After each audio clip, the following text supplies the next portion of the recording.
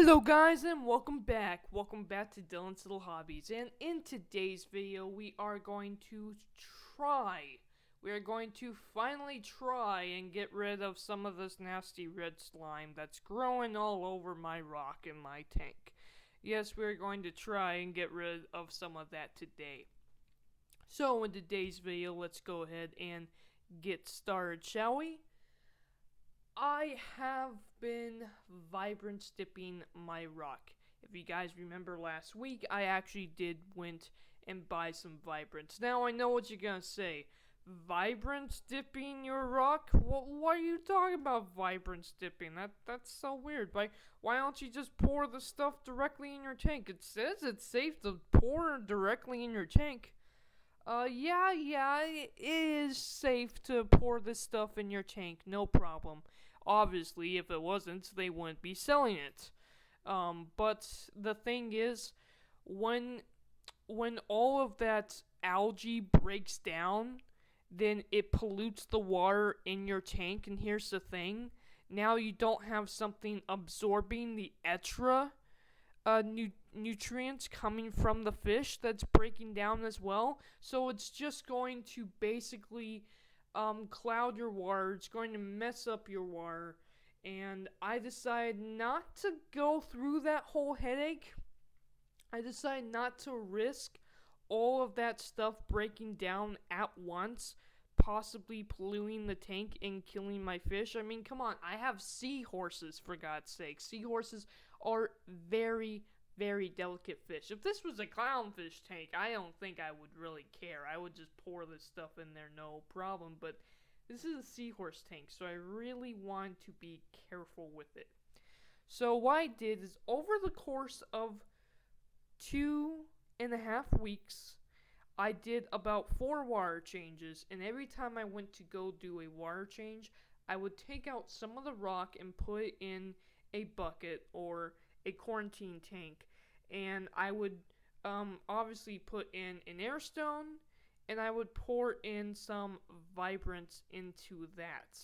And I'm doing that not because of the algae, although yes, it's nice that it actually did work. It got rid of all of the algae. I'm doing it actually to fight back the red slime. And how effective is it against the red slime? Well, it did something.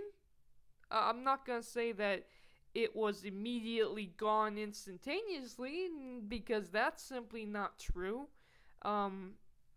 Simply put, red slime is not actually an algae. It's actually cyanobacteria. It's a type of bacteria.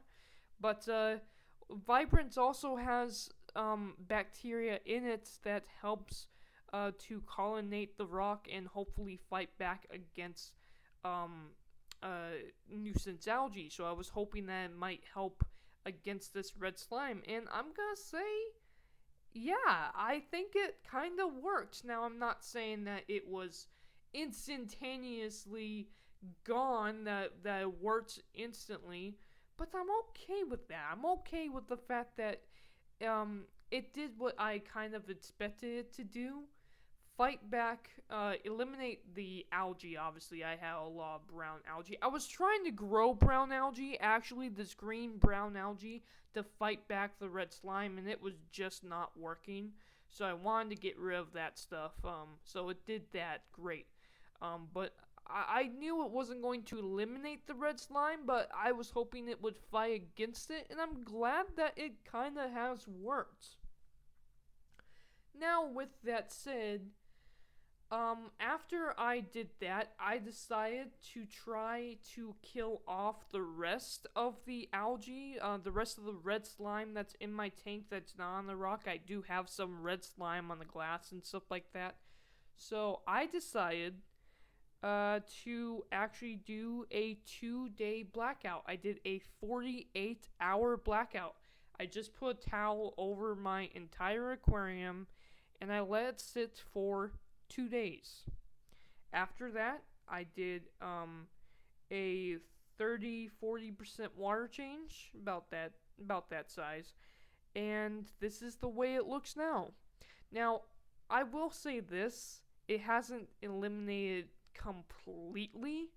And while yes, the 2 day blackout actually did kill it more than the vibrant stuff, I'm hoping that the vibrant stuff will actually maybe fight back the nuisance algae to hopefully fight back the red slime as well. So that's why I have the vibrance, and I was thinking maybe I should dip just this other vibrance rock that I have, because yes, I still have it mostly, and this is the oddest thing, right? This rock on the right side of my tank, it actually has the most, and I mean the absolute most problems with red slime, and yet this is the rock that gets the most flow in the entire tank. So I don't know why, because red slime usually grows in places that don't get a lot of flow. Not in my experience. This rock is where it started, this rock is where I've been finding it, and this rock still has it. It eventually grew to the point where it expanded to all over all of my rocks, which is why I had the vibrance dip all of my rocks. But now, along with the 2 day blackout, that stuff is already gone. I still have a little bit left on this rock that it originally started, and no, I didn't get this stuff from this rock.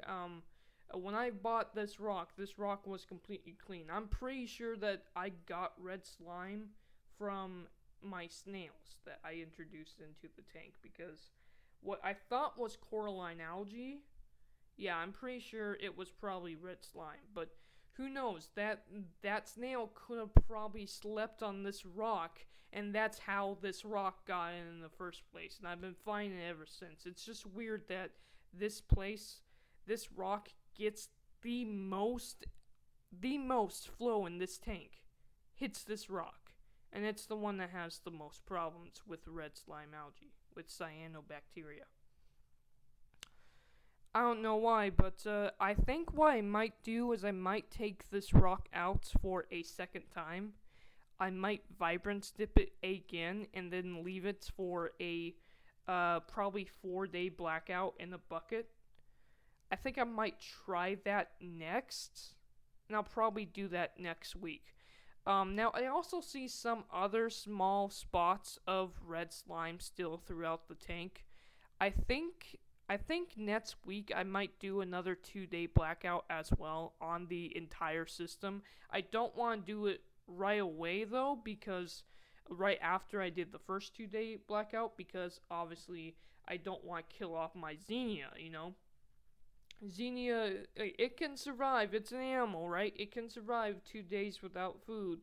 It cannot survive a week. It cannot survive 4 days. So, 2 days, and it's good. I'm gonna let it absorb the light, absorb the nutrition it needs for this week.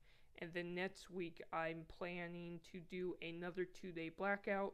Take out that rock that has the most red slime and probably do a 4 day blackout on that rock alone, with some more vibrance to hopefully fight back anything that tries to grow back at least. So that is my plan so far, and I know what you guys are thinking. You guys are thinking, why don't you just go buy some red slime maneuver? That stuff seems to really work. The reason why I don't want to buy that stuff, and I might have to, reason why I don't want to buy that stuff is, one, nothing in this aquarium that is quick is good. Nothing that happens fast in this aquarium is good, right? In the aquarium hobby. So, yeah, I don't want to eliminate it instantaneously and then have some other weird problem with the tank. So, that's one.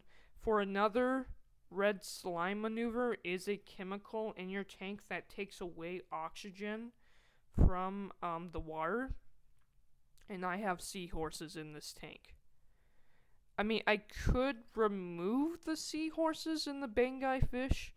I'm not worried about the Bengai fish, but if I'm gonna remove the seahorses, I would remove the big guy as well, and then just do the red slime maneuver. Which, if I end up doing the red slime maneuver, red slime maneuver stuff, then I will definitely remove my fish from the tank. But yeah, I kind of don't want to. I kind of am hoping to get rid of this kind of naturally, kind of let the tank age and naturally overcome it, then pour in a bunch of chemicals that could clean it right away, but then mess something else up in the aquarium. So I'm hoping not to have to go and buy red slime maneuver, and so far it doesn't seem like I'm going to need it.